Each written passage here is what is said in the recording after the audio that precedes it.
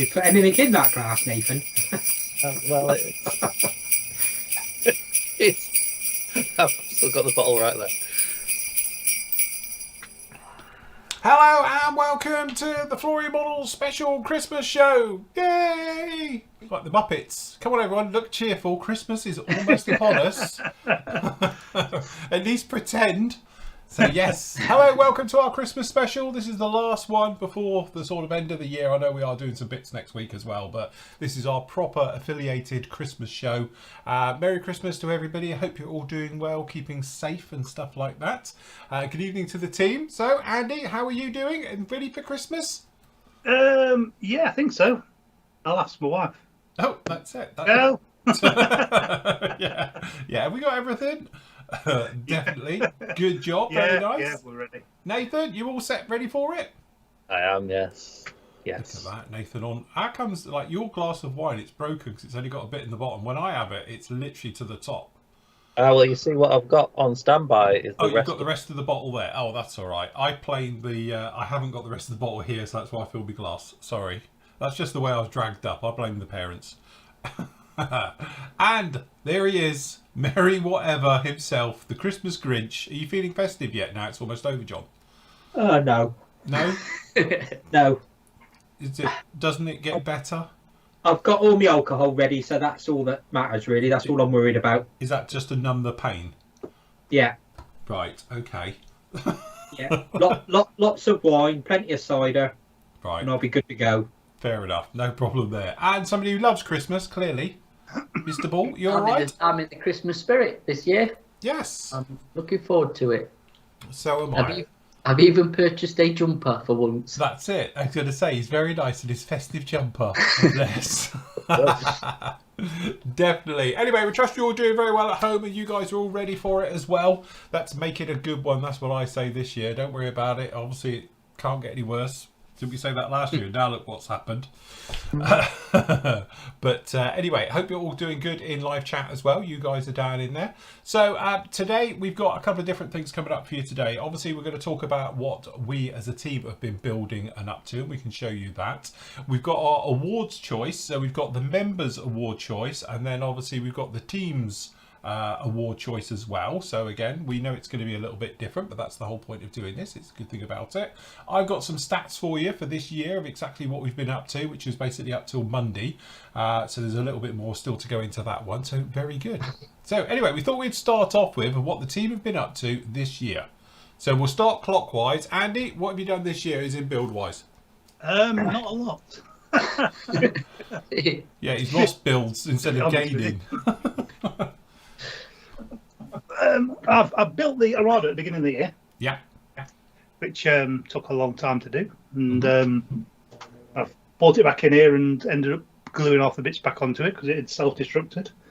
Then obviously I had a long time where I didn't build anything. Well, I started doing this, whatever it is called. ZSU 23-2. Yeah. But I got stalled when I ended up going into hospital and having various things done. And when I came out, I did this little fella, which I really enjoyed it. To be fair, it was quite a nice build. Enjoyed doing that. At one time, I'm going to split it all apart and paint it and weather it. It's just like together, so I can't take it all apart.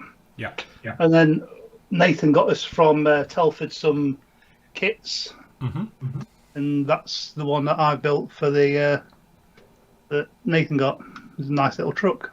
Very nice. It came out very nice, didn't it? Yeah. That's from a company called ZV Hobbies. Yeah, that well-known company. Model, sorry. Yeah.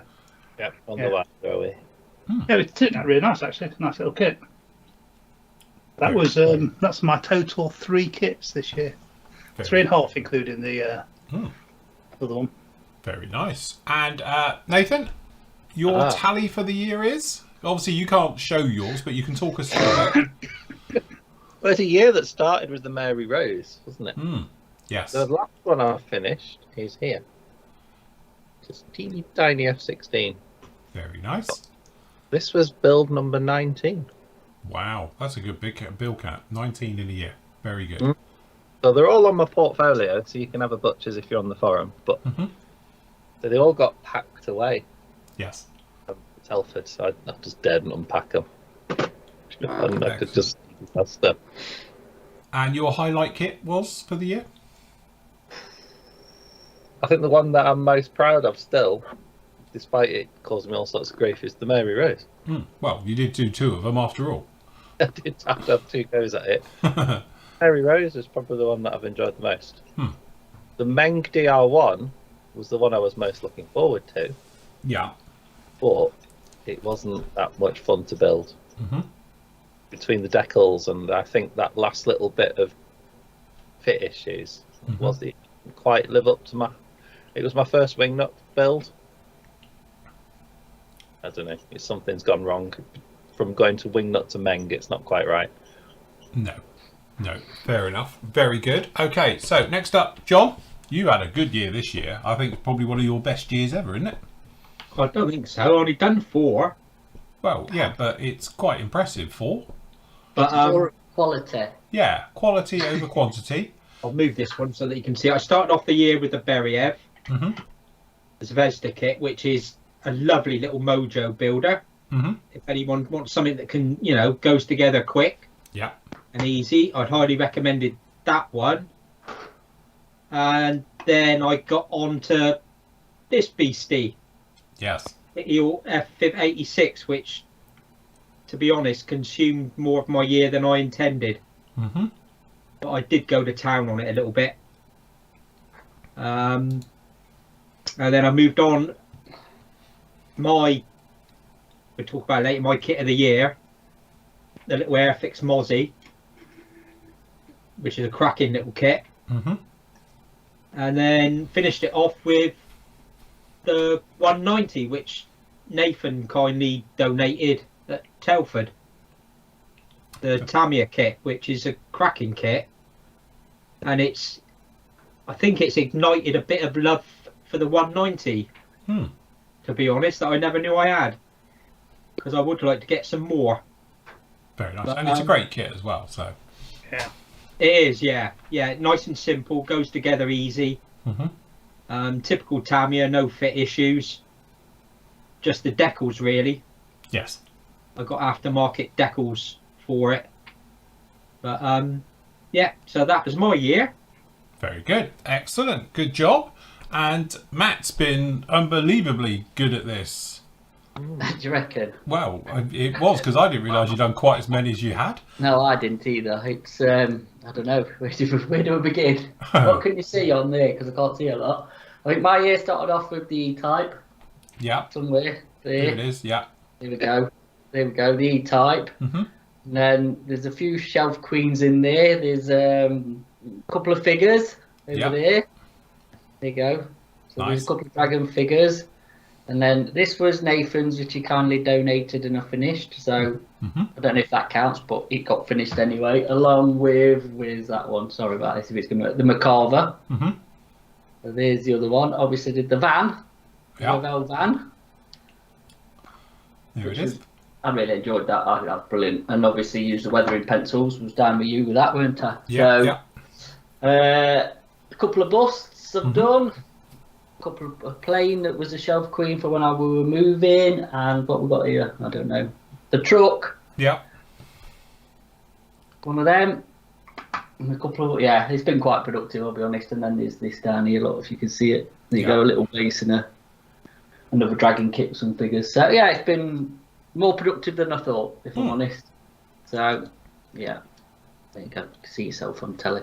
That's it. I didn't realise till I started digging them out how many I'd sort of rattled through this year, but yeah, it's been quite productive, I have to say. So stuff finished that's been sat around, and obviously a couple of that I've fingered, and a couple of video builds, and pleased.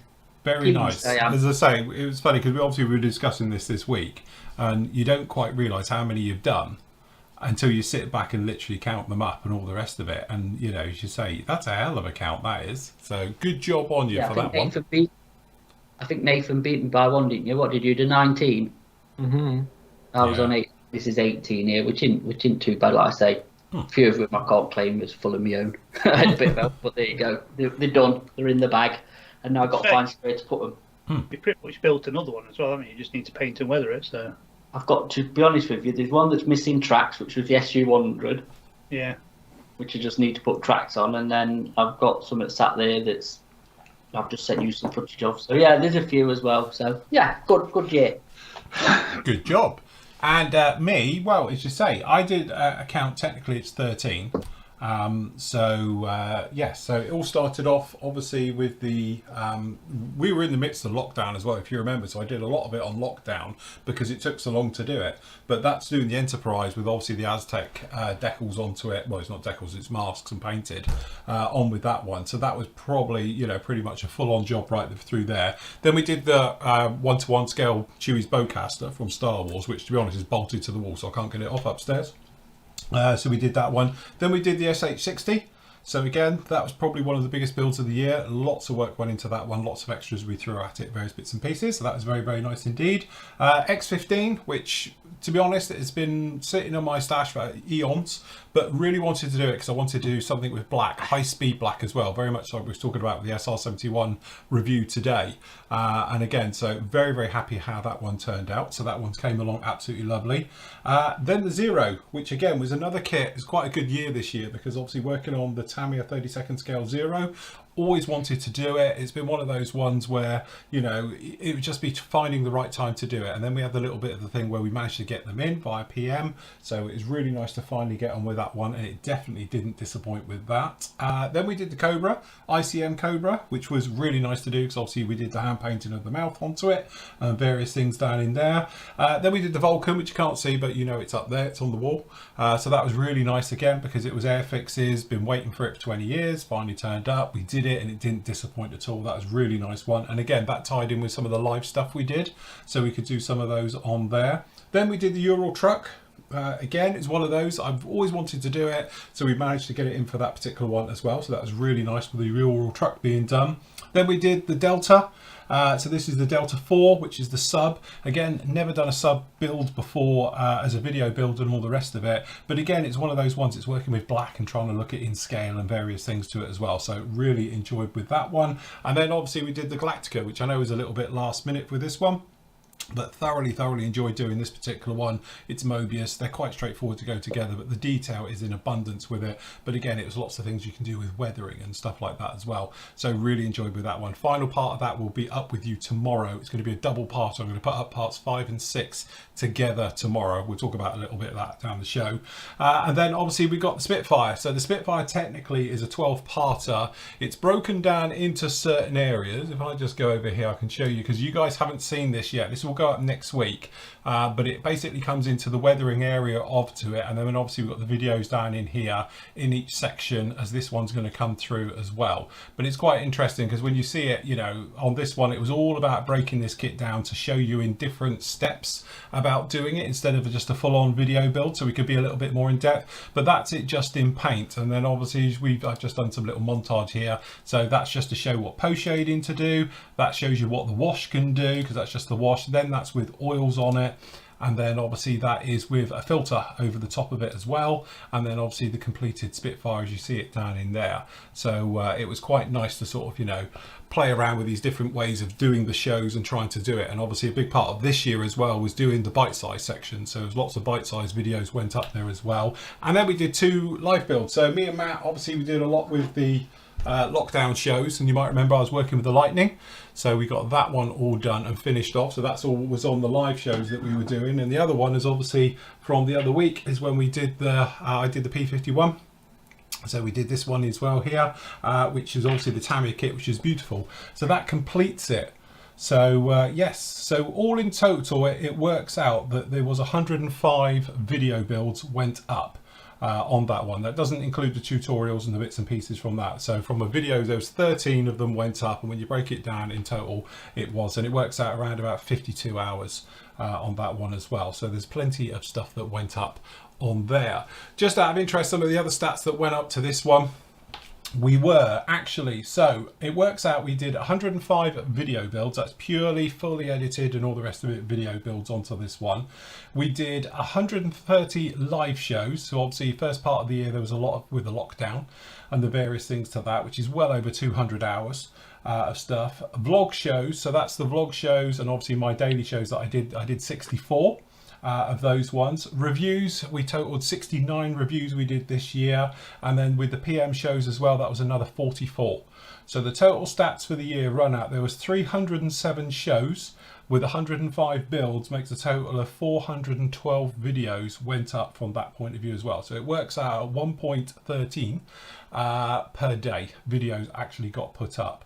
So to put that into perspective, we also had 32 million minutes viewed of those particular videos and everything else like that went up onto YouTube. For the forum stats as well, which are very good this year, it's well over 100,000 posts went up onto the actual forum, but that's only until Monday as well, so it doesn't really finish to the end of the year. So normally it gets a bit busy around about this time, so there's that on top. So that was up on last year as well, and then total out of that there was 2,690 active members who post or log onto the forum at least every 30 days. That's how that works as well for that little statistic. So yes, that was a good old tally. So well done everybody. It's certainly been a busy year this year with everything that went on. So I think that went very, very well, really. At the end of the day, I think with everything that sort of happened, obviously with COVID and the lockdown and other problems, Andy almost dying on us and things like that, I think really we can congratulate ourselves, everybody, and obviously with the membership helping out and all the bits and pieces with it. So well done team, and well done all the Flory family as well. So good job everyone. Round of applause for yourselves. That was a good old job on that one. So yes, very good into that. Right, so as you know, you guys have been voting, thanks obviously to Nathan, who's put up a fantastic poll that you're all voting on. Some people have claimed that it was rigged. Personally, I don't think so, especially when you take into account obviously the weathering section. So we gave options for different manufacturers and various things that go onto this one. All right, so what Nathan has done is a little graphic. So Nathan, you can talk us through this graphic as it plays through, if I've got this right. Okay, so hopefully I think it's in here. If I've done it correctly, you can talk us through. So here we go. So we've had 122 people vote this year. A few people voted for Andy, Phil and Matt in this one, actually. Yes, is that Tool of the Year? Yes. But the year of the scraper. It is, definitely. Look at that. 18% of the vote was the Trumpeter Scraper. 2 tied for 3rd place there. Yeah. Aftermarket of the year. This was a tricky one, so I just lumped it all together by manufacturer. Mm-hmm. And there we go. Quinta Studios has obviously made a big impression this year. Huge this year, yeah, definitely. Quarter of the votes. Mm-hmm. I'd consider how much range. I think Quinta have done really well. Mm-hmm. Paint, well, there's no coincidence that PM stock all 3. No. AK really sort of ran away with it this year again. 1/3 of the votes, literally Yes. 1/3 of the votes on that one. Mm-hmm. What's next? This one was sort of majority Boris would be proud of. Maybe.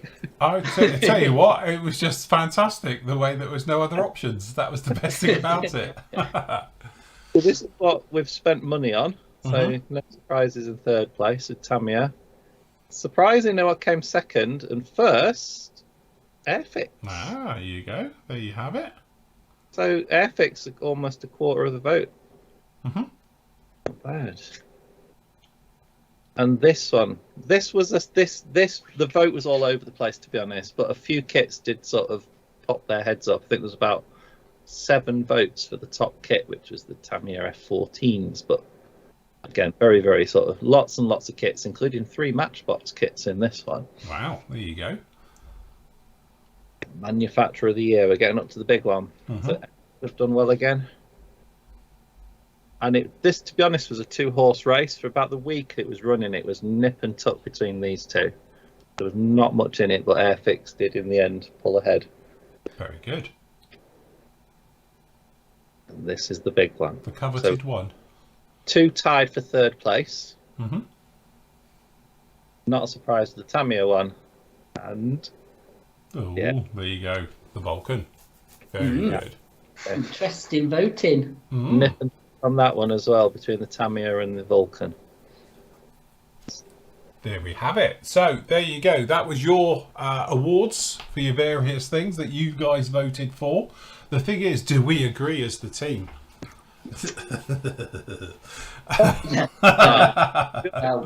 How long we got? Right, okay, so what we can do is we'll break it slightly down. We'll just do some of the categories we'll do. So we'll start with Andy, because I'm just going clockwise round this way. So Andy, what is your tool of the year? My tool of the year was, because I did vote on this, I can't remember what I said. Can you go back and see what you put? Yeah. Honestly, I cannot remember what I said. What did I say? Oh, reverse action tweezers. Because to me, they're probably one of the most useful and underrated tool of the hobby, to be honest with you. The amount of times I actually use them, but then it's like one of those things you don't really think about, or it's like, justify having, but so like they do get used a lot. Reverse action tweezers, as I said. I do use them a lot and find them very, very useful. Very good. Okay, so which was it? Paint manufacturer of the year? Yeah, I've got to agree, AK. The range that they've got out now, and the sort of like quality of how they spray. Yeah, brilliant. Very nice. Kit manufacturer? Crikey. It's fair, I want to say Testers. It's my. Is he on drugs still? Hello? Is he? Hello? Can someone check him? We need some you're on, Andy. Yeah. Do you know, I'd like to say ICM because of the quality of the kits that they've been bringing out and the number of kits that they're bringing out. I know a lot of them are different versions of the same kit. I mean, I think that's just their business strategy, isn't it? And I think it's a good one because they're getting lots of kits out of the same sort of molds. But yeah, ICM for me. Very good. And what's your kit of the year? Now, this has changed a few times throughout the year, but I think recently, because of the Mandalorian, I've seen the I've got the Mandalorian, looked at it. The quality of the molding on it is fantastic, and it's hard to believe it's Revel. Yes. Yeah, and I'd say that was my kit of the year because it was something that I hoped it'd be nice, but then to actually see it in the flesh, you think, crack, this really does look nice. And sort of like they've blown it out of the park with this one. Definitely. Cool. Right. Okay. So same questions over to Nathan. Right. So my tool of the year has not changed for the past 5 years. It's got to be the God Hand. But having said that, I can see why people are voting for the Trumpeter one because it does do the job. Yes. Paint manufacturer of the year. I think the Real Colours. I think it's going to be Real Colours. I like Hataka. Just the bottle for me. So when these run out, I'm going to swap to the Real Colours, I think. Manufacturer of the year, I would probably agree with the members, to be honest. It is for me, it's a split decision between Airfix and Revell.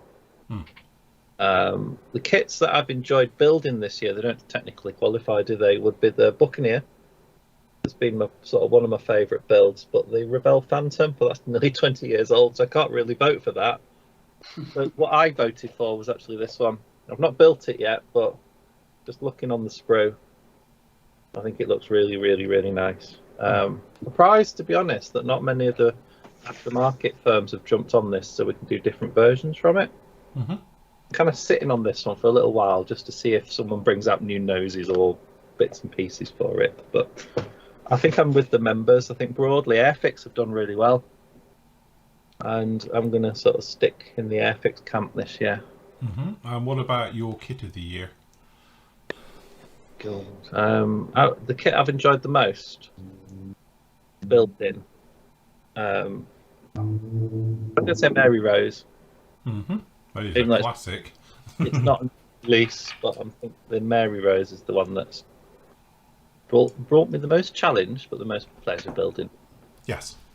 And that's sometimes, as I said before, it's nice to feel that you've accomplished something. Like I said before, it's always easy to put down, a kit that falls together. But if you had a bit of a challenge with it, I think there's that great sense of achievement when you finished it. And sometimes that's far more rewarding. So I can agree with you on that. Cool. Right. Okay. So next up, John Boy. Right. Tool of the year. I'm with Nathan. It's my God hand. I couldn't do without these. Mm-hmm. Heaven forbid if I ever broke these, I'd be straight on eBay. Regardless of what the cost, I would be ordering a replacement pair. Cheap to fly to Japan and go and get some. Yeah. Oh, no, yeah, it wouldn't. I wouldn't even blink. I would be straight on eBay and buy another pair if I broke these. I couldn't do without them. They're a godsend. What was the next one? Paint. Yeah. Paint. Oh well, I went with AK. I bought when a certain online store got the real colours in. I bought the entire Luftwaffe colours, and yeah, they're fantastic. Spray lovely, brilliant. Dry quickly. Yeah, I love them. They're a game changer for me. They've probably taken over from the MRP actually, if I'm honest. Very nice. Cool. So, kit manufacturer? I'm with Andy. I went with ICM. Just the quality they're bringing out now, and some of the subjects. I mean, the 48 scale Bronco, little Cessna bird dog, unusual stuff. So yeah, I went with ICM for that. What's the next one? Kit of the year. Oh, kit of the year.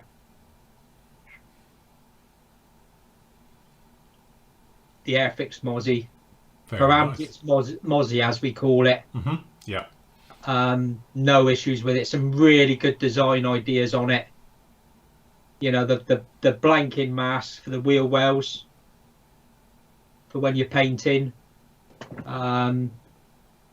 Yeah, just the way he's designed it. Superb. So yeah, definitely my kit of the year is the Mozzie. Very nice. Cool. Right. Okay. Matt. Interesting. It is. My tool of the year is a pair of tweezers, and it's the Mendes Spey ones. Yeah. Both sets. I'm pretty rubbish with tweezers, if I'm honest. And these I just think are brilliant. I mean, my snips are up there. I've got to admit, the snips, whichever, single blade snips that I use, they're up there, and scrapers. But actually, for a good pair of tweezers, then 100% can't recommend them enough. So that's my tool of the year. Very What's nice. Next? I can't remember that far back. Paint. Yeah, paint. Paint for me is actually AK, but not real colour. It's the Gen 3s. I am going to become a proper convert to the Gen 3 acrylics. Painted the figure in him, and I've done a few other stuff as well. Knocking around, and I like them. I do like them for an acrylic. It could be my future, I think, to be honest. So yeah, Gen 3 acrylics. Very nice. Okay, and kit manufacturer? Revell. Funnily enough, me and you've discussed this, so me and you are going to have the same sort of conversation with this, aren't we? But yeah, yeah, just come on leaps and bounds. I mean, mine started obviously with the E-Type. That was a Revell first build of the year for me. I just thought the design of it was bang on. I think it's really nicely designed, really well detailed as well for what you get. And then I built the van, the camper van, the bay, and again that was a click fit. And click fit. We've had this discussion yesterday, didn't we, about him? And it's a really nice kit, really well again engineered.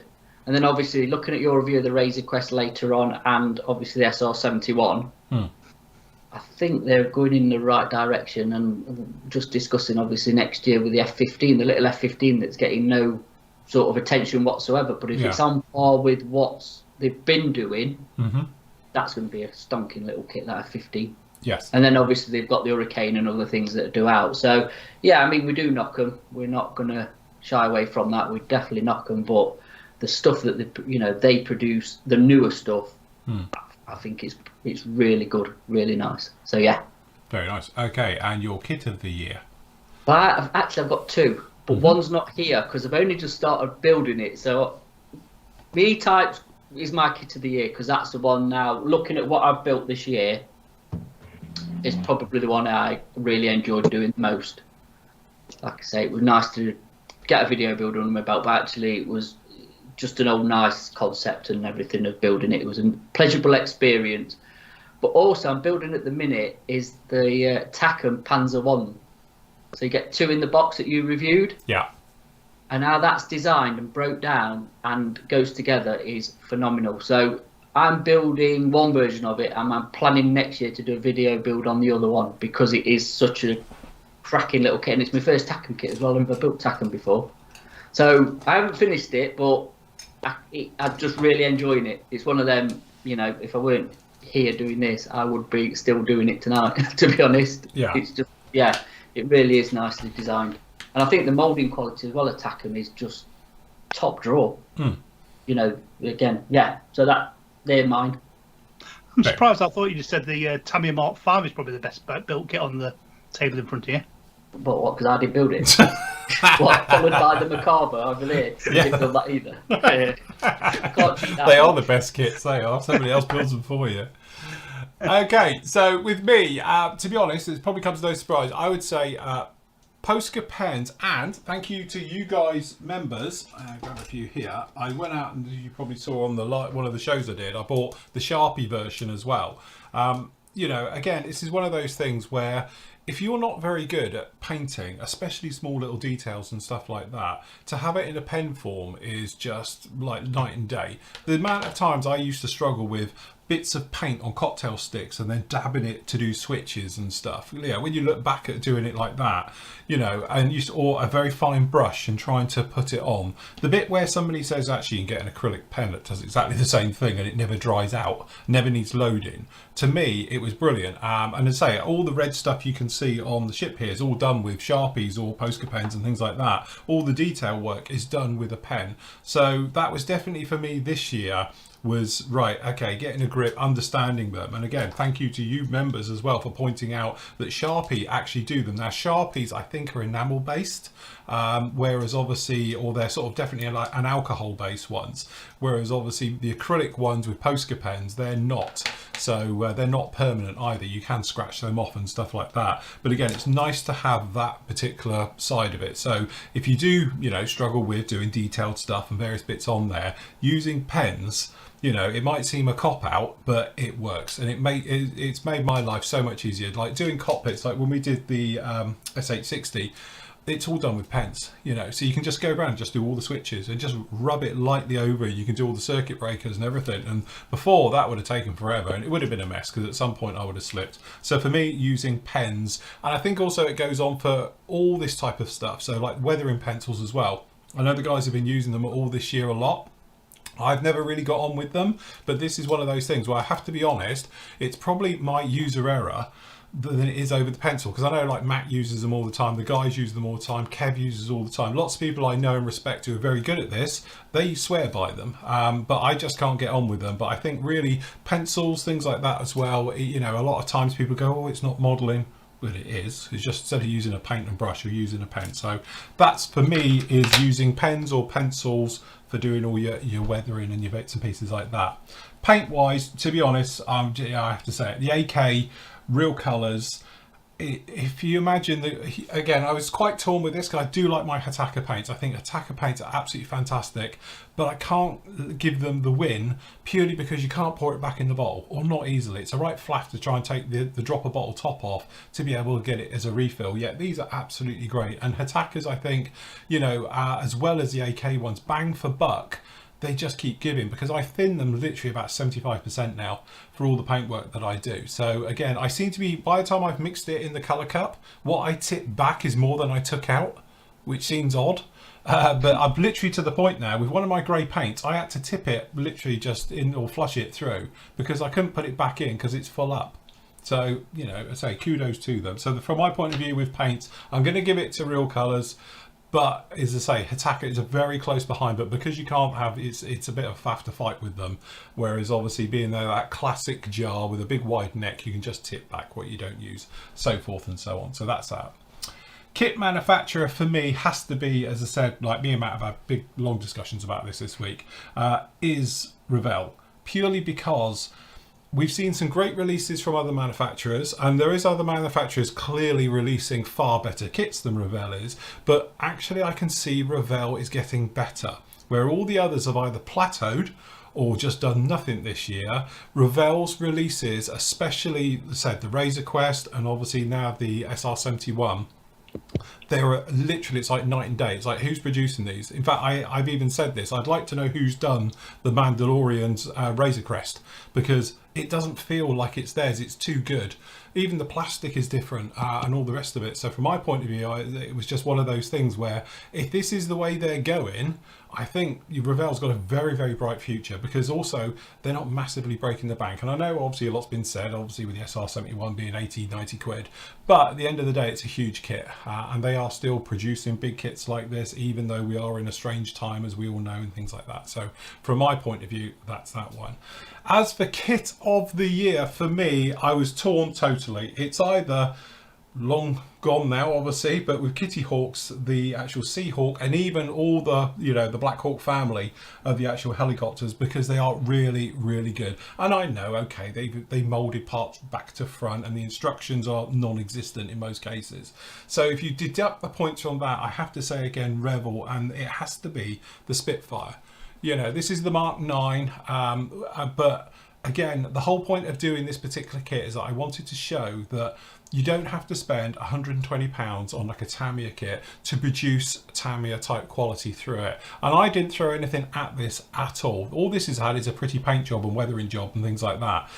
But if you wanted to, and it's been pointed out, because I know a lot of you guys have, you can go down the aftermarket route for this particular kit, and you can get harnesses and various bits and pieces to actually bring it up to the same type of standard as you would find with the actual Tamiya one. All right, you don't get the engine, but, you know, and that's the nice thing to it, that you can actually take what is technically a £30 kit or £35 kit, and you can turn out something with equally as nice results. And again, like we were saying to Nathan, sometimes it's quite nice with this one, is that if this had been a Tamiya kit, I probably wouldn't have got so heavily involved with it, because you would expect it to be this good.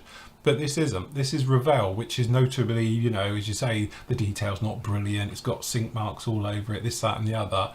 But again, this kit, it has got a few problems. It's not perfect, but it does build into something pretty much perfect. And that's the nice thing about it, even though clearly I didn't. But so from my point of view, as we said before, we've seen this now reproduced by, or reboxed, you would say, by Hobby 2000. But it is a great kit, and I know lots of you on the forum have built it as well, but I think really when you take into account the price, you know, the various things that go into it, I think it's a good quality kit. And it's one of those kits where if you are wanting to cut your teeth to it and you are getting into modelling as well, it'd be a good kit to get to learn the basics of modelling like I've shown. And that's why I used this one for the actual tutorial section and gone right the way through it, purely so I wanted to be able to, you know, explain it, and it's big and you can to, you know, about gaps, sanding, filling, sink marks, all the things this kit's got, you know. But you say you put a little bit of time and work in, it does come out really, really nicely. So yes, so that's my kit of the year, is the Spitfire. Cool. What do we reckon then? As in what? Everyone's gone quiet now. Yeah, we're just listening to you.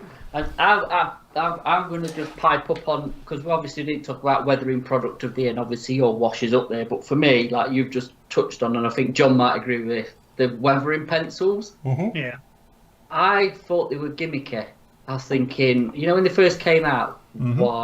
Why do we need these? Do you know what I mean? There's plenty of other products out there. Yeah. But when I started using them, especially on the van, and I've used them a bit on some figures and a few other bits and bobs, I've got to really get into how they work now. I really like them. They're not overpowering. I think John will agree. They're quite subtle, aren't they? You've got to build them up. It's very the layering thing again. But that's not a bad thing, because you can't really overdo it either. Mm-hmm. You can't, you know, you're not just going from step 1 to step 10 and then it's like you can't reverse it. I just think they build up really very subtle and very nice, and pretty removable as well if you don't like them. So yeah, bit of a game changer for me, to be honest, with weathering. I'm going to be using them a hell of a lot more for sure. Yeah, I think you've got to realise that you're not going to see almost like an instant result with them. Yes. you've got to, like Matt said, you've got to gradually build up the layers to get the effect. But it's really subtle, and yeah, no, they were game change. I denied for ages about getting them, but then Nathan and Matt kept banging on about them when we were on in the evenings. I thought, right, I'll get the set, and yeah, no, they are fantastic. Yeah. I think my next plan is to see why they coincide with your wash, actually, because I've not tried it yet, because obviously doing what I've been doing with the armour and stuff, but I am going to try it with your wash and see how the combination goes. So I know, like, your wash works brilliant with oil paints, doesn't it? Yeah. So Yeah. really complements oil paints. I want to see how they work with the pencils, so that's going to be a nice test. So Yeah. especially what's happening. So yeah. Is that the full set, Nathan? No, I've got a mix. I've got a few AK ones, but I've also got the Derwent ink tents pencils. So Derwent's the pencil company based in the Lake District, but they've got a range of paints called ink tents, and they're similar to the AK ones, to be honest. These are a bit stronger because I think they do turn into more of an ink. The AK ones are more supple. Yeah, they're watercolour, aren't they? Yeah, the AK ones a lot softer and more than the. I tell you, it's funny you saying about this. And to be honest, for the guys who've known me a long time now, and you've been following me for the last 20 years, you might remember about 15, 20 years ago now, we originally were going to do a wash as a pencil. Yes. And the thing, it doesn't make any sense because it works out like 10 quid a pencil. For the quantities, obviously if you're like AK in this, they probably do 1 billion pencils and it works out, profitable. But for us, it was never a goer. But we had a couple of prototypes done and things like that. And it worked very, very well. So basically it's a clay pencil at the end of the day, and it's got our colours in it and everything else. And we had some prototypes done and various things, but as I say, financially it would be absolute suicide to do. But there is various pencils out there that are very, very similar to what we wanted to do. Obviously they're not in the colours, but you can actually get clay pencils, which is like artists' pastels, but as pencils. It's that type of thing. So this one is a what's it called? A Starbuto, is it, or whatever it's called? But yeah, these are, I don't even know if they're still available now, but I got this one many years ago when we were talking about it. But it's a Christ, I'm not very good at Italian, clearly, whatever they are, Helios or whatever. And again, I've tried them and they work, because if you wet the ends of them, they're very like those, but they're stronger. These have got proper, I'm not being funny, you do it and they are very, very strong, which probably may be too strong for what you guys do with, especially around armour and various lightly weathered areas. But if you wanted a heavier version of those types of things, do it, because this is one of those things, we were looking into something that worked just as well as the clay wash did type of thing as a pencil, and this is as close as we could ever get. And I've still got a load of them here, and I got them out the other day playing on another project. And it's like, you forget how good. The only trouble is you go through them quite quickly because they're quite soft. They're softer than the weathering pencils are. And the weathering pencils say they give quite nicely. But so that might be another option to have a look around for those as well, for a similar type of effect. Yes. So yeah, definitely. So what's been your highlight of the year then, everybody? Ooh, that's the all in it. Jesus. Highlight of the year has Mind your barbecue and us meeting up. Yeah, that was getting together for the first time in in almost 2 years, whatever it was, wasn't it? So that was quite nice. So yes, that was quite good, getting us all in here for the first time, wasn't it? I think, as I say, the thing is that, obviously I've spoken to the team about this before, and obviously I spoke to Matt about it a lot. I can't believe how much we actually did this year. Producing technically one and, almost a quarter videos a day, bearing in mind we don't work weekends, although I know we do the odd weekend, but we don't. So it's a hell of a lot we've been kicking out, but it doesn't feel like we've done that amount.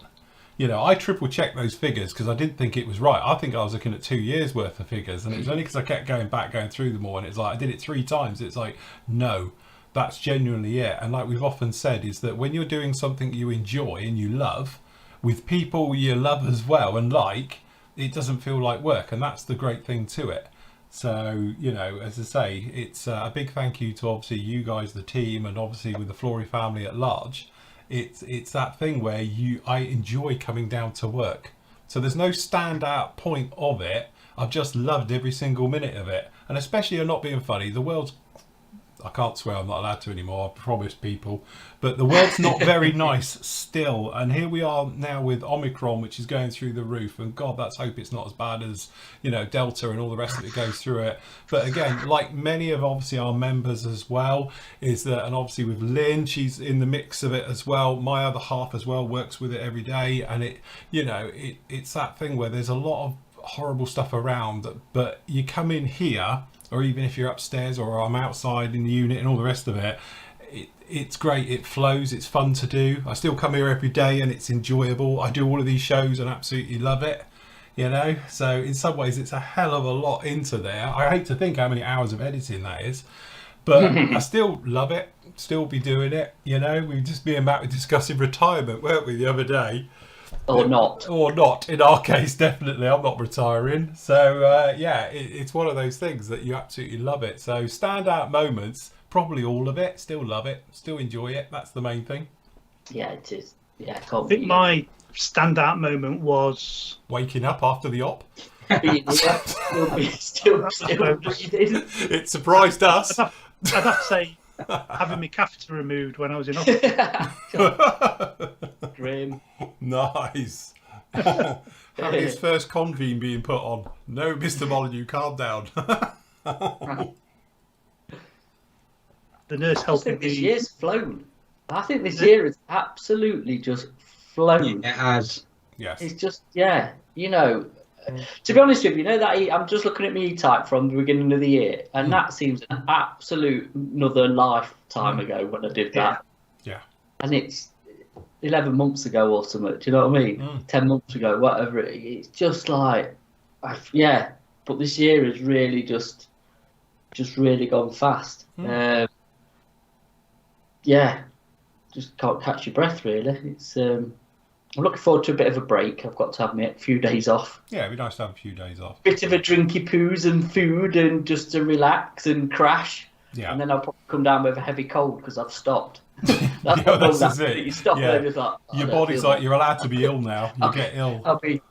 Come next Thursday, I'll be coughing and sniffling and full of it. So, but yeah, no, it's been really good. I'll tell you what else I've figured as well this year that I know I've told you about, that I've discovered podcasts. Yes. I am now a podcast addict, especially one that I listen to quite a bit. So if you've not listened to it, these know what I listen to is the Al Murray and James Holland podcast, We Have Ways. Yeah. Now they've got how many episodes?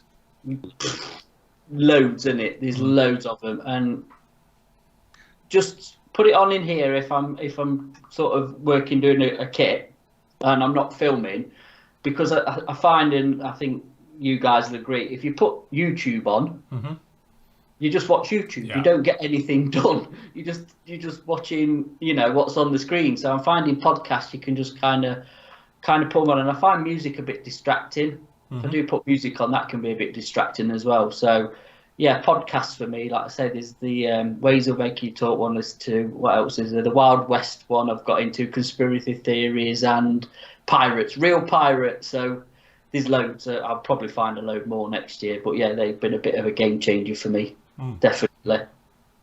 I think also, like, obviously I'm just watching the chat as well, and a lot of you have come back to the hobby after long breaks that COVID's given you the time to get in. And it's a conversation me and Matt actually had yesterday, wasn't it? And we were talking about how, you know, from our point of view, seeing new members coming into the site this year. We've had more members because of lockdown, definitely. But what I thought would happen is you'd get a lot of people coming in because they're bored. There's only so much daytime telly you can watch during the lockdown, you know, and obviously as a lot of you know, I do flight sims and things like that. So there's only so much of that you can do. But what's obviously been a clear-cut thing that I've been seeing through work as well as obviously the hobby side is that people are coming back to that thing of physically building something in this virtual and digital world that we live in now. People get bored of that quite quickly. You don't think you would do when you're working and it's 9 to 5 life and all the rest of it, but that bit where suddenly you can't, you get bored of that quite quickly, and it's nice to actually have something that, you know, tangible in your hand again, that you've actually produced and built. And I don't think it's just us, as in scale modeling, like we said before. There's obviously been a big uptake in hobbies in general, creative craft hobbies, as I said. And the great thing that I think that's happened this year is we've had a lot of crossover, and I've been seeing it definitely through obviously new members I've spoken to and things like that have come in, is that they've done other things like maybe Warhammer, or they've done, you know, scale railways, or they've done other things like cosplay, and all those types of things, and they've all got their own genres, but they've always been, you know, in scale modeling, but they've always been very, you know, grouped. But what's happened, I think, over the last year is it's beginning to blend, which is the really nice thing as well, and it's going to keep the hobby alive. So you've got guys who haven't done scale models, and they're giving that a whirl because they've done a lot of painting figures like Warhammer and stuff like that. And there again, we found people who have moved away from plastic model kits and they've moved into figure painting or Warhammer. Or I know loads of people from my other side of it who do like scale props and, you know, one-to-one stuff, and they've gone from this to that, you know, and vice versa, because then people have like, well, yeah, I can't work on that at the moment, so I'll just do some modeling and stuff. And I think that's the nice thing with it, of how people are coming back into the hobby, and they found that, yeah, it's changed a lot, but the basics of still producing a tangible object that you finished is still very rewarding and satisfying, that you don't get when you've sat watching telly or you've been on your computer, you know. So it's nice to have something you can sit back and say, I've made that, that's mine. But, you know, people seem to have, I thought it would be, they would sign up, like we get a lot of people, and they come on, they're a couple of months and then they go. But we haven't seen that. People have been sticking around, they've stayed with it. And obviously I've just seen a couple of you guys mentioning it in the chat as well, how that they've actually come into it now and you're totally hooked again after 35, 40 years of doing it as a kid. And that's the great thing to it. And I think, you know, that's the thing. People seem to be sticking with it now and, you know, producing kits and the various things. And it's like they've never been away, which looks lovely. The thing is, though, for people coming back and I like you just said, me and you had this conversation this morning about resurgence in hobbies. And obviously, you know, that YouTube, people on YouTube, you've obviously got TV with the Bake Off and sewing and, you know, portrait artist of the year. So arts and crafts and that sort of creative side of things is making a hell of a comeback. Even with TV, I think now even TV companies are realising it, that there's an audience for it. Do you know what I mean? It kind of, I know it sounds daft, but it probably kind of started with Strictly years ago. Who'd have thought ballroom dancing would become back fashionable from when you used to, like, it was on when we were kids, you know what I mean? It's at Blackpool or wherever it was, and it was, and that came, so people were taking up that. And then obviously, like I say, the Bake Off, how big's the Bake Off, how big's that got for people watching that sort of program? And then obviously the offshoots of that as well. And then obviously the lockdown has accelerated it from last year, of like hobbies again, because people were stuck indoors, you know, or needed to find something to do, because like you said, there's only so much TV you can do, or decorating or cleaning or walking the dog before you need to keep yourself stimulated. So I do think, again,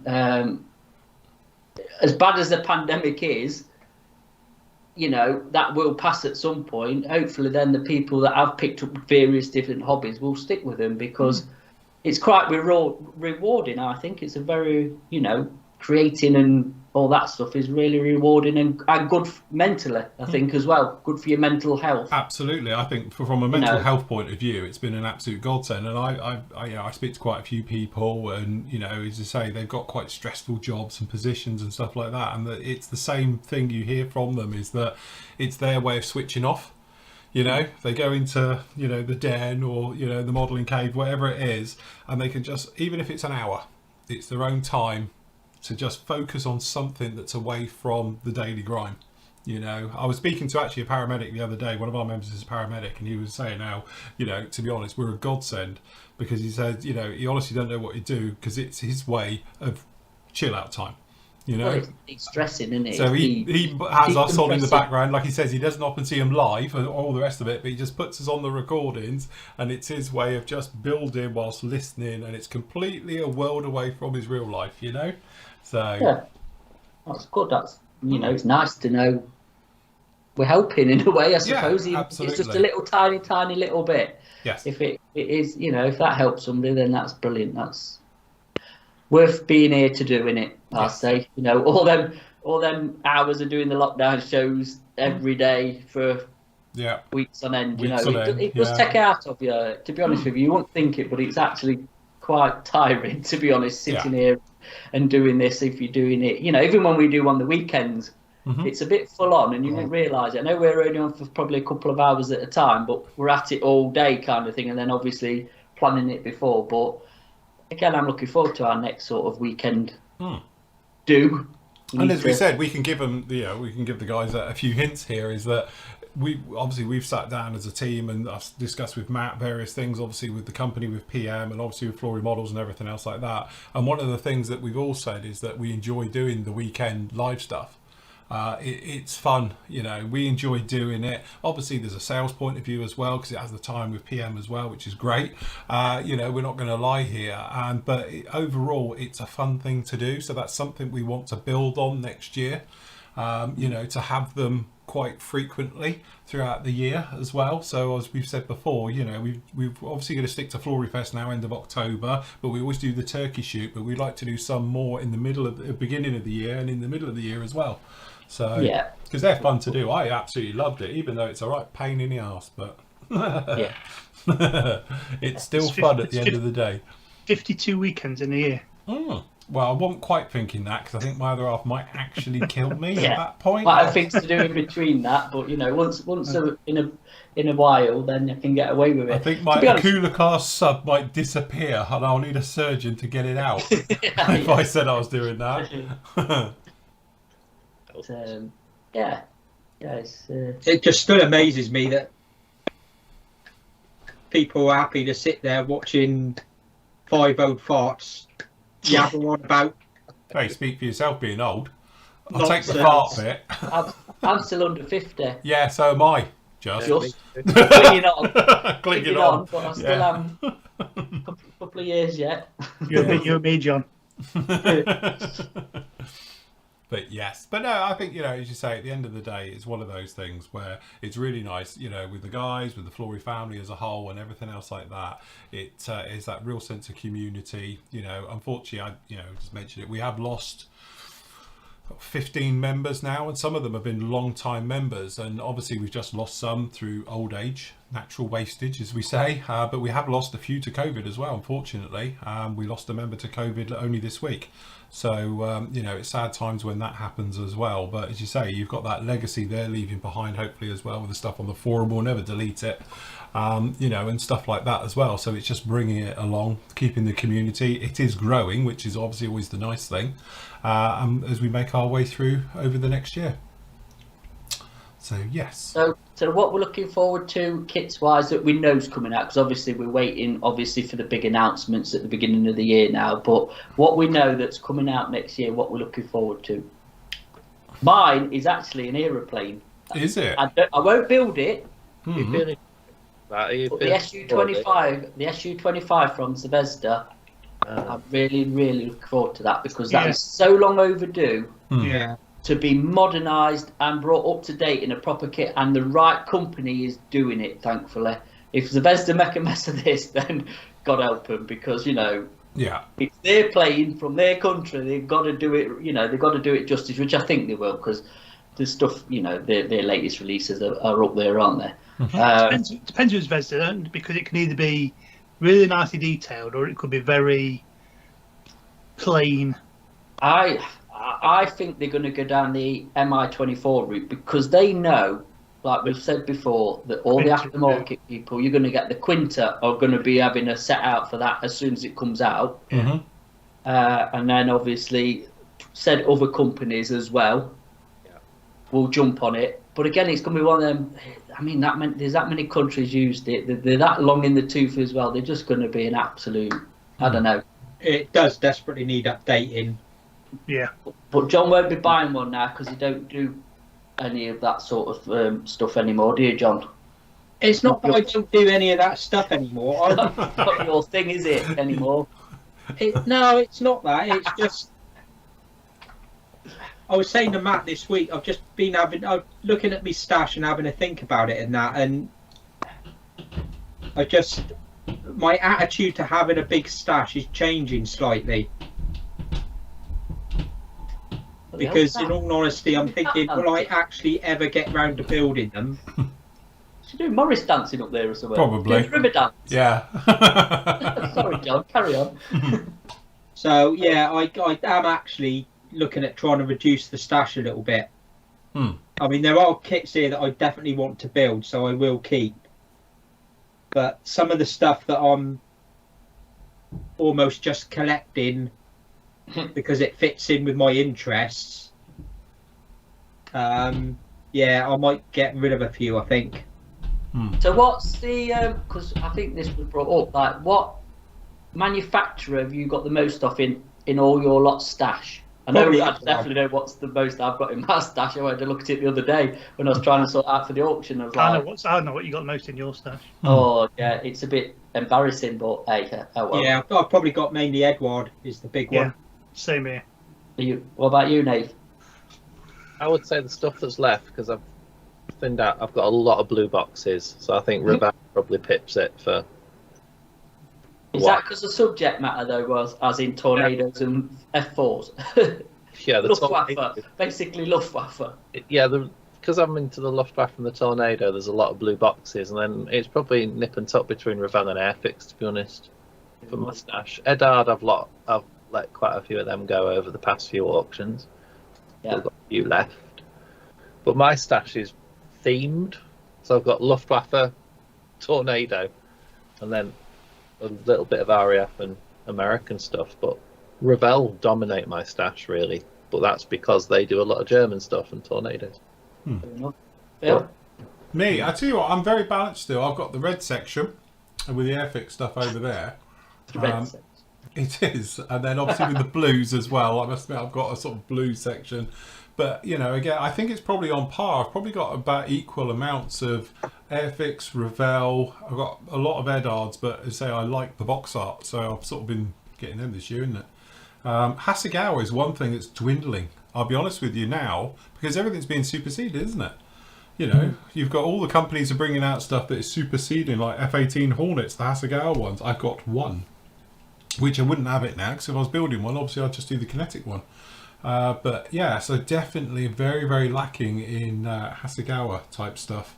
But generally the rest of it, and I haven't actually got much Tamiya here either, but then they haven't been doing much either, have they? So pretty balanced, I would say, across a little bit of everything. So yes, watch this space. Don't forget, everyone, shameless plug, segue. We've got an auction coming up at the beginning of the year where John sells off his entire Russian collection. Some crackers that what John. I mean, what you touched on it there, Phil. And what I was thinking of is that I buy kits and they're in the stash for years and years and years, and then they're superseded by a better version of that kit. Yeah. And I think, just I'm going to more tend to buy kits that I want to build pretty quickly, if you know what I mean, rather than just buy them to stick on the shelves. Yeah, again, like me and Matt have often said as well about, you know, with the stash, it's a bit different for us when you own a sort of model shop at the end of the day. I think it loses its polish a little bit. Yeah. But when you have got easy access to anything you need, you know, that's the thing. And not being funny as well with the membership as well. If I needed a kit, I know full well one of them would chirp up and say, I've got one. You can buy this one, you know. Well, that's the thing, isn't it? It's all right, easy access as long as it's still in production. Yeah. But I mean, look, things do go out and... Yeah, I mean, I was so lucky to get my hands on the Airfix Phantom. Yeah. Where have I put it? It's at the back. The Royal Navy Phantom. A member tipped me off, like it's on eBay, and I managed to bag it for 20 quid. But Airfix stuff, it just like that, it's poof, gone. Isn't it? Yeah. I've just had a count up. I've got 38 Edard kits. Oh, what, are you auctioning off? No. There may be one or two of them go. My soft spot's Dragon 35th Armour. I have got a lot of it. In fact, I've had another one turn up today in the post. Oh. I've not even opened it. I can't remember what it is, but yeah, Dragon Armour and Dragon figures. And I don't know why. I did have a look at thinking, I might get rid of the fun, but I just can't do it. Because I think some of the Dragon Armour is the best you can get. Like the half tracks, the German half tracks are by far the best you can get, and they do a few other bits. Obviously, like the Tigers and stuff now are kind of getting superseded with other things, but you know, I think I still like them, and they're still. In fact, I'm building one now as a video build, so there you go. Might be a theme going next year for me, just to try and get through the stash. But yes. How's chat? Are they all drunk? Probably, pretty much. I'm trying to look to see what Matt's kit was that he bought the last one. Because he uses the works email for his. I deleted it. Can't see it. Have you deleted it? Oh, I could do a live unboxing, but I can't bother to go and fetch it. I'm sorry. David says, "Will the auction be available to the US through postage?" Hey, look, things it's taken you what 3 weeks to get 4 weeks to get your mug through. I wouldn't hold your breath. Even if we could send it at a price, it'll take a month to get there. Yeah, we had a kit that we sent out to a member that's knocked around a bit, come back to us, and we've been charged 3 times the postage for it to be returned back to us as it was for us to post it. It's taken an ice age for things to get across the pond. It's you know, stuff like if we're doing like Phil Sanders and washers and stuff that can go through the post office is fine. I don't think that's too bad. But if you're getting into boxes and it's bigger stuff and you're doing courier, it's just a lot of hassle at the minute and a lot of expense as well. The price is just horrendous. So postage is shocking, isn't it? What I was looking it is. Yeah, it's not great. I don't know if Brett's in chat, but obviously Brett over at Altitude Hobbies. When I book the courier, it tells me it's going to be there in 3 to 4 days. It's taking 3 to 4 weeks to clear customs to get in. It's ridiculous, you know. It is. It's just it is. It's just getting stuck in the customs in it and doing the circles, and either they get it eventually or it comes back. So yeah, it's not great, but it is what it is, isn't it? So and all the postal companies have put their prices up, so I've got knock-on effect. That's that. Put the prices up for us to charge. People that we're sending, especially to the States, it's just like, it's just not. It's cheap. It's probably cheaper for you to get them from the States. Yeah.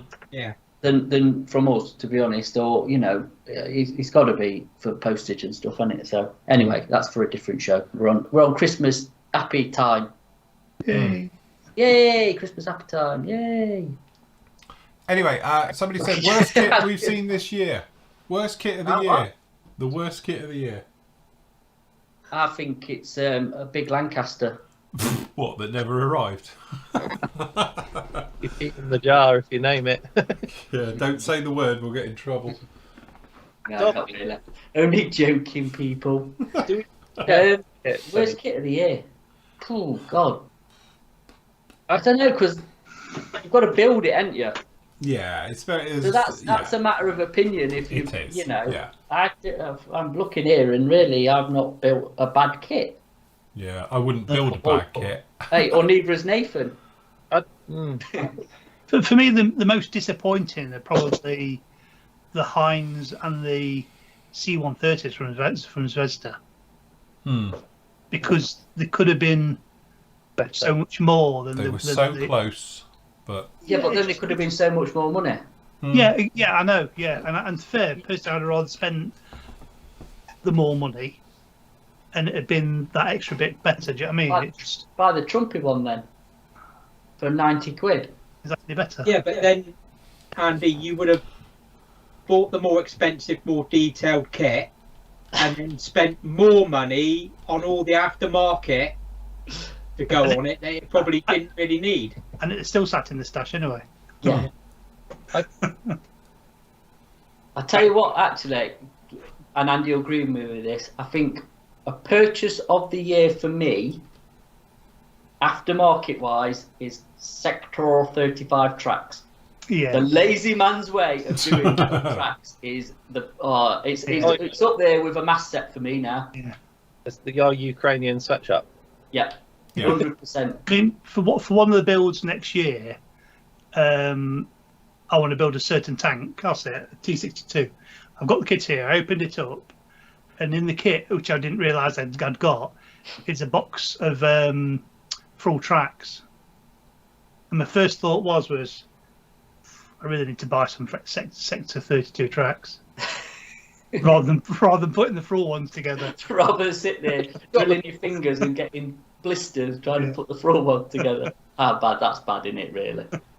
I tell you what, you'll be a convert, Philip. Don't look at us like that. You will come to our way. Do they do a set for an Abrams? Hey, you did the masks. I bet they do. I'm just trying to think of something that's really, I've literally thought, what the hell? And I can't think of anything that I've done this year that I've really thought, are you kidding? I don't think with CAD. I think since the era of like CAD CAM, I think bad kits have become an increasingly rare thing. Yeah, you got to be really mumpty to cock up a CAD kit, haven't you? You know, the bit in CAD where it doesn't go together and you think, oh, that'll do. You know?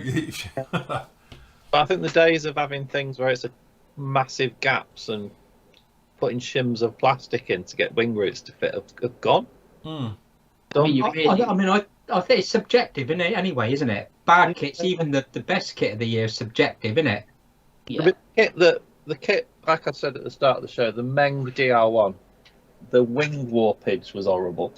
The wings just, I think, after speaking to Pramjet, worked out what had happened. I think, it's all speculation, isn't it? But I expected a wing nut quality kit in a Meng box, and it wasn't, because the wings were warped and the fit wasn't quite right. So that kit for me is the biggest disappointment, but I'm going to moderate that. Like, it's still built up well. It's bits of the kit were an absolute dream. It's just one little area where it was a bit sort of sketchy, but it was I overcame it. It was workable. Used brute force to take the dihedral out of the rings and just bend them. So the Meng DR1 didn't live up to the mega expectation I had of it. If I hadn't had those expectations, I still think it'd have been a good kit. It's just, it wasn't wing nut wingsy. And I mean, that Lancaster might end up, if anybody does get their hands on it, I think the hype of that kit is really, really built up. So that might be another one that goes south for some people.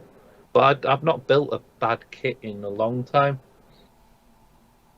No, it'd be nice to chuck it back to chat and say, like, you know. Just funny that you said about chat. Michael points out that F16 you sent me for a review, that awful thing that was like a chewed up piece of toffee. That weren't great, was it? It wasn't brilliant. That's the one. You know, like Nathan was just saying about like the plastic card shims and all stuff like that. I mean, if you're going limited run, you expect work, don't you? Yeah. You know, we're not talking AAA manufacturers here either. You know, you're just talking you. I don't know. I'm just thinking off what we sell here. But even Special Hobby now aren't rubbish, are they? And Sword and AZ models, because you built AZ models 109, haven't you? And they're counted as a limited run kit, aren't they? They were not perfect, but they were all right. Yeah, Vallum do.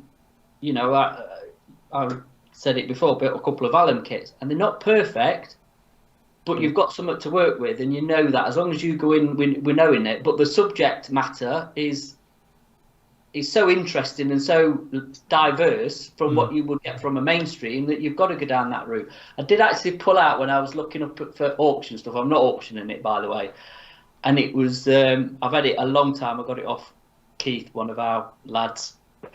Is the Hampton from 48th one, the Fondair's miniatures one. I'm pretty sure you're not allowed to sell that, Matt.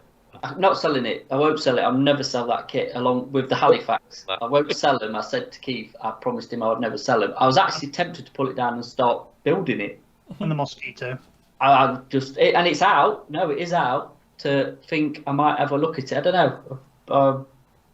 I think it'll take me a year to clean it up before I can even stick it together. But you know, what do you do on a cold winter's night? Sat at home without a shed and a man cave. I mean, that's got nowhere to hide. Yeah. I mean, that F16 that Phil reviewed was the scale wings.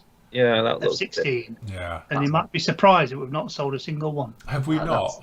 That's how many have we got in stock? Could we Two. We should give them away as prizes. I say, can we do a raffle? We can have a raffle. I know what we can do is now Airfix have basically won everything in the Members' Choice Award. We can send them a prize. of 2 F-16s. Yes. Yeah. Bottle of cheap wine and say, well done. Yes. God, yeah, it might look like sending him a bottle of Blue Nun. I mean, think Don't about knock it. Baby kits. Sham's coming back. Mac 2 are technically bad kits, but Yeah, they are. they are bad kits. Just about getting over it. You have to talk It's about their, it. it's their subject matter, isn't it? That But you go in with your eyes wide open. You expect crap, you get crap. You're still a happy modeler, aren't you? Yes, you are. And the sense of satisfaction when you beat it into submission is priceless, isn't it? Look at your VC10. You're proud of that VC10, are you not? I am. Yes, I am. Yeah. It's You know, it pride was a of struggle. place. It's literally just rammed the ugly monitor. And it's, I mean, you're thinking about your TU95, isn't it? Your beer and how much of a struggle, but you always hark back to that because it fought you, but you beat it, and that's the one where you could probably look at the kit next to it and go, yeah, it's nice, it's turned out nice, but it's To be honest, not that's what we were saying before. stuck in the head. Yeah, does that it make does. sense? And You have a think- greater sense of achievement, like Nathan was saying, like with the Mary Rose. You know, it will be with him forever.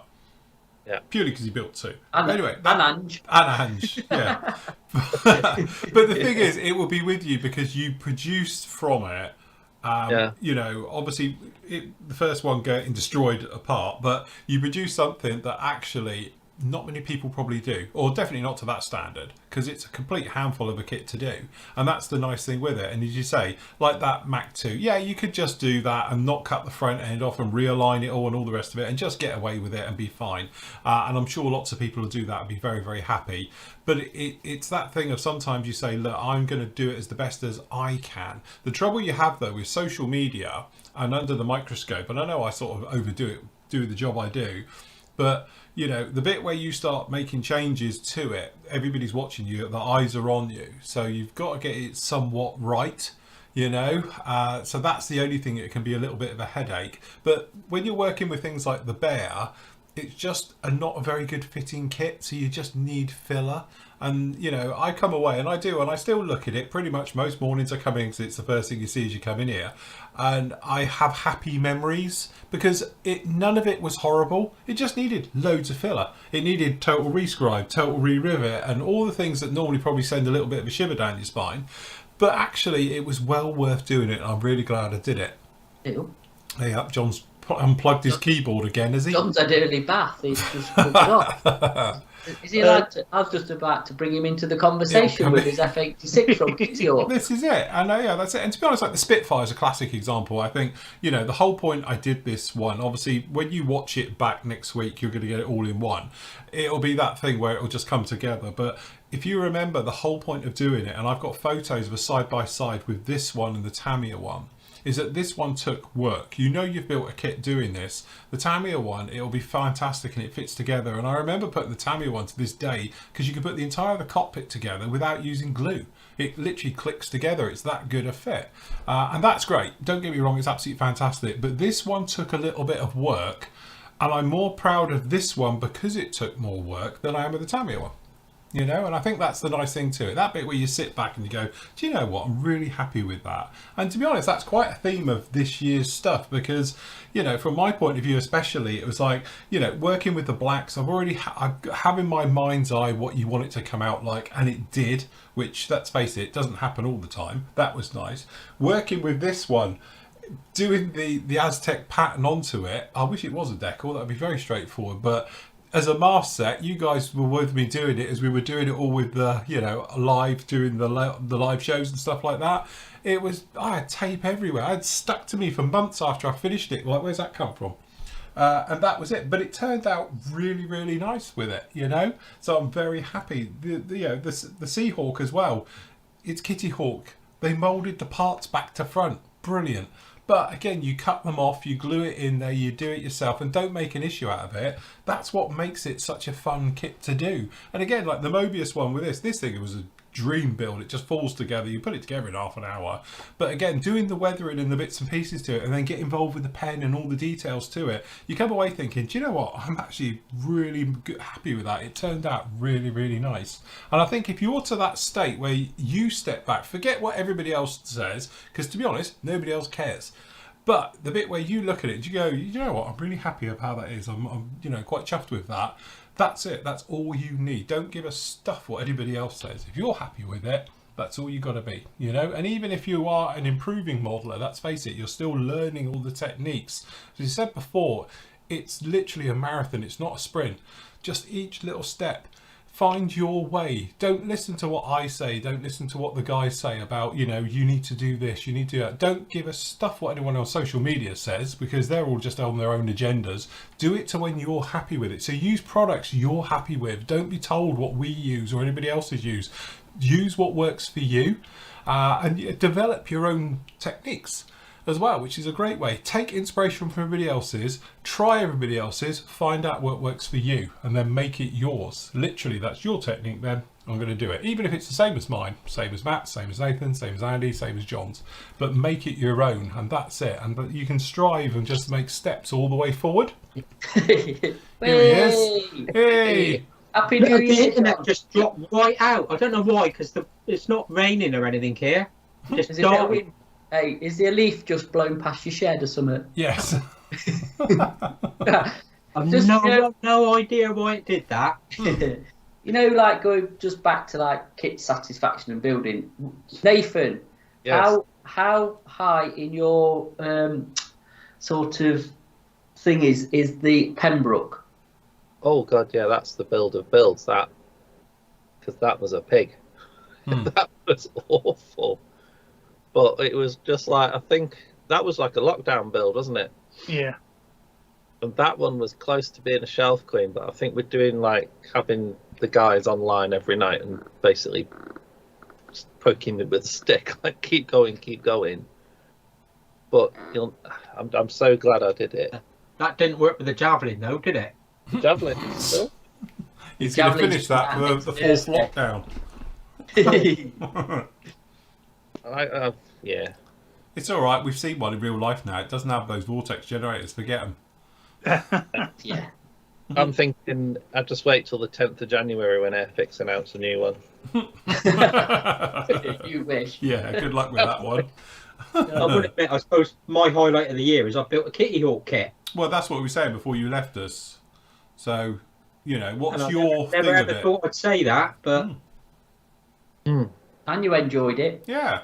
yeah, and I enjoyed it as Yeah. well. But again, like I was saying then, is it because you've got a really good sense of satisfaction? Because you've, one, built a Kitty Hawk kit, and it was a handful, let's face it. But also, it's a little bit out of your comfort zone, because it's obviously a bit bigger than you normally do, with all your extras in there as well. So Yeah. is that, you've got a real sense of achievement with it? Yeah, definitely. Hmm. Definitely. Easy to buy a Tamiya kit or whatever and just slap it together, put some paint on it, and have a nice looking model. But to get something that fights you a little bit and you have to think about it a little bit, it certainly makes a difference. Yeah, I mean, I enjoy the construction phase as much as painting. And a Tamiya kit, you build it, paint it, and forget about it 3 months later. Yeah. Whereas things like the Pembroke, the Airfix Buccaneer, 48 one I did about, was that 18 months ago now? These are the ones that stick in your mind as memorable builds. The Mary Rose, because it was completely different. And that's kind of part of the reason I bought this. It's something left of field. I think what's going to be a good build next year, the thing I'm looking forward to is the Greebly one. Because I just do not know what I'm going to do yet, but I think that's going to be the build that will stick in the mind for a good long time, whatever it turns out to be. But that's because I like the construction. I can kind of understand there's a couple of members in the chat saying, ugh. But if you're a painter, then yeah, Tamiya's the way to go. You get that bit out of the way and you're into the bit you enjoy. But I do like the sort of, John with his one rivet at a time. That's the sort of modelling that I quite enjoy, whereas other people would just shiver at the thought of doing that. Taking time to do it though, isn't it? I think, you know, like John's doing his Stuka, the big Stuka, and like you are riveting it one at a time, aren't you? Yeah. But you're breaking it down into manageable sections, I think. You know what I mean? Rather than and you just realise there's no rush to get it done, you know. But it's one of the kits you want to build as well, though, isn't it? I want to build it, so it's something you really, really want to do. So you're going to put that extra effort into doing it, aren't you? I think that's the other thing as well. If you've got a real interest in either the kit, as like with you, it's something from your childhood or whatever, and you've wanted to revisit it and do it, or when he was in the Blitz, or you're really interested in said subject. Yeah, again, that's where my thinking's changed over the last few months. You just build kits that I really want to build. You know, don't feel that it's pressure-wise just to do something just for the sake of it. Yeah. It's odd though, because it's a very distracting hobby when new stuff comes out, and it's like because you just like brain goes, oh, I could do this, and then you know somewhere else, and it's a new fad. It is difficult. I do know what you mean, but yeah. Don't get me wrong. Every time you buy a good new kit, you've got good intentions. You know what you have a plan of something you want to do. Yeah. So if you're buying a new kit every week, new plans every week. Yeah. Soon get distracted, like I was saying. So. But having said that, I'm looking forward to the SIGs and group builds next year. Yeah, there's some really good ones. Yeah, it does. Ooh, cool. It does. That's what they're good for. It gives you focus to actually, you know. And sometimes, like we've had, like with the South American one and the African one and all that, you're a bit out of your comfort zone as well with what you'd normally do. So it does push you a little bit. And then, I quite enjoyed doing that. That was different, you know, where you wouldn't really even think to do it normally because you kind of just stick to what you know. And again, I think it's lovely as well when you see the members. Like sometimes, I think the best ones is where everyone's like, "Oh, what am I going to build?" Yeah. And you get the people moaning like hell about it, and they're the first ones who bring out something really weird, something really left field, either in a really nice markings or an interesting item that they've known they've done before, and they absolutely nail it. Yeah, you know, they were the biggest naysayer when you said, we're doing this, what we're going to build, there's nothing to do. And they actually knock it out of the park with something really, really good. And so, again, that's what we've often said. It's one of those things. It's nice to be able to be not forced into, because we don't want to force anybody to do anything. No.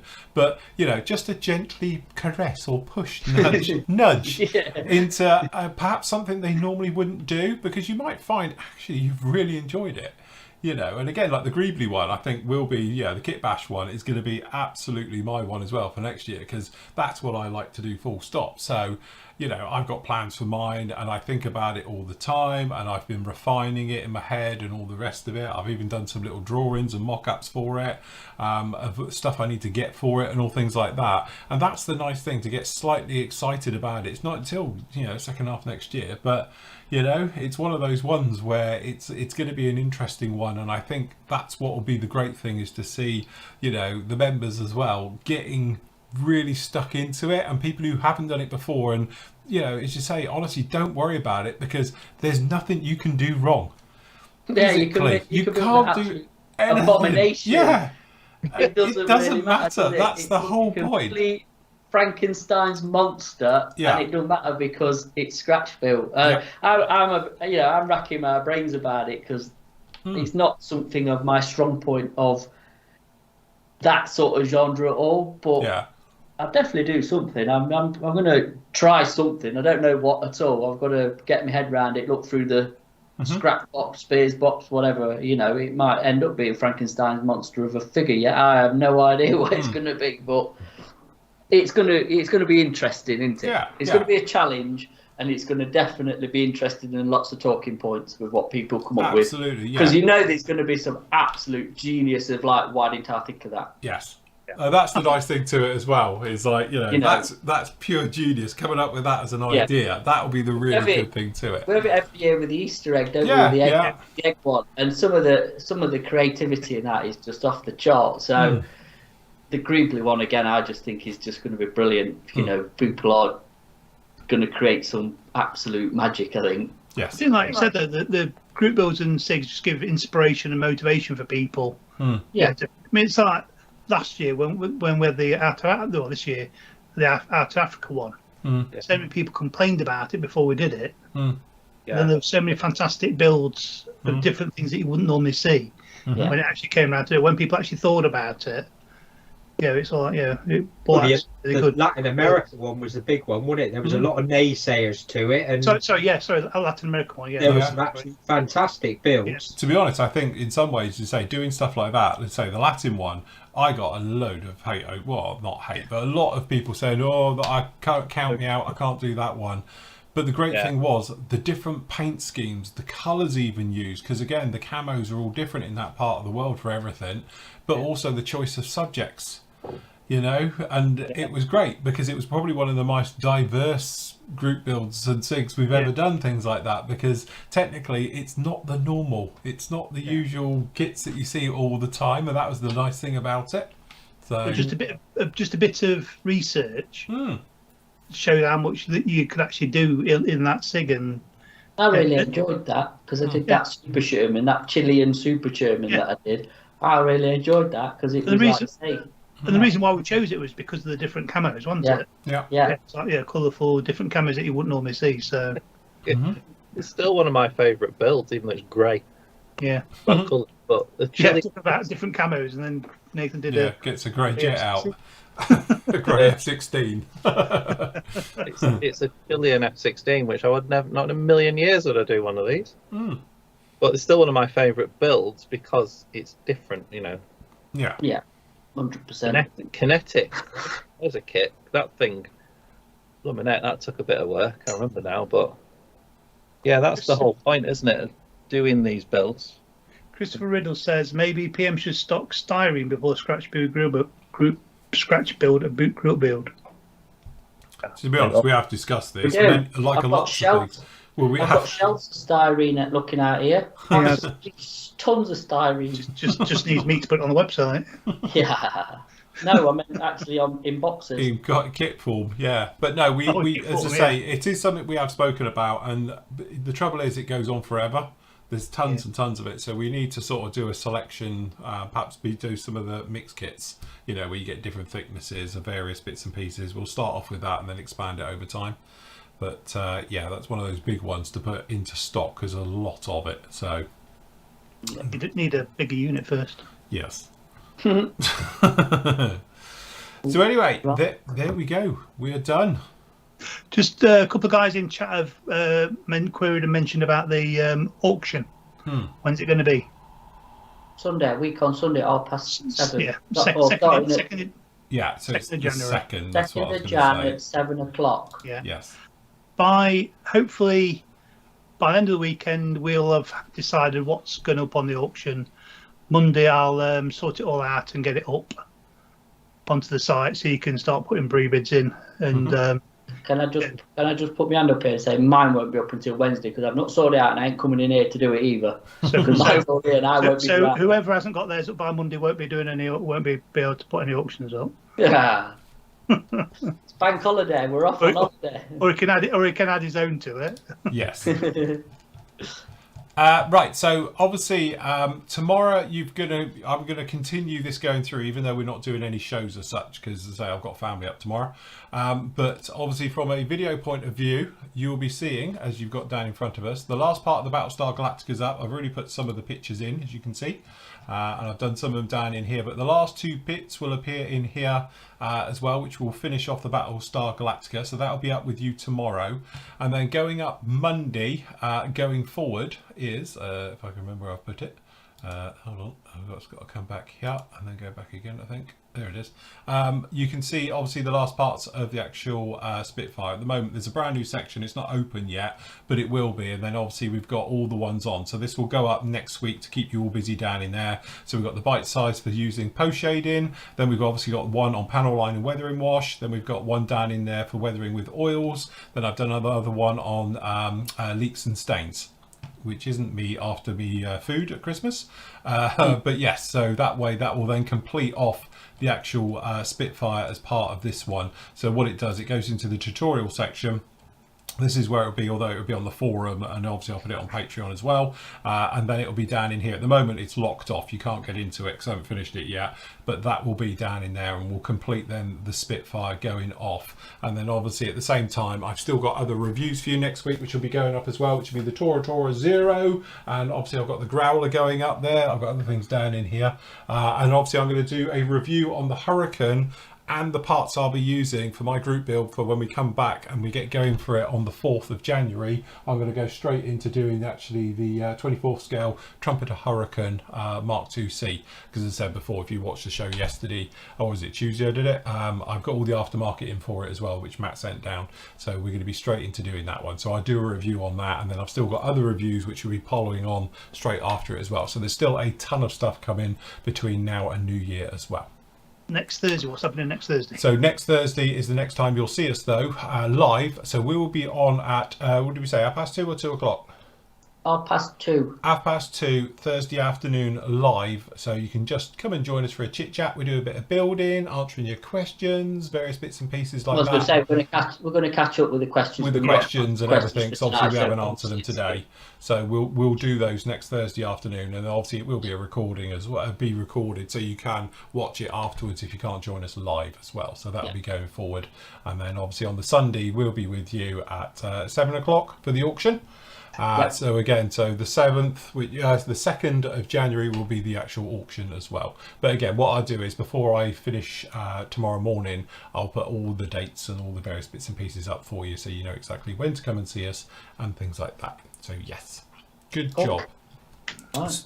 So apart from that, it's only for me to say wishing you all a very, very happy Christmas and hopefully a peaceful new year, and we can get through another year of this in the way of modelling and keeping our head down. And keep it out the way of it. But please stay safe, love your family, hug them, you know, all the bits and pieces, or keep away from them, whichever works best for you at Christmas. And obviously you catch us on Thursday, Sunday, and then obviously we'll be back to normal in the new year as well. So happy Christmas, happy new year, take it easy, say goodbye guys, we're out of here. Happy Christmas. Bye. Merry Christmas, bye. The outro thing, I've got a special outro here somewhere. No, wrong one. That's the one. Right, okay, thank you guys. Bye. Bye.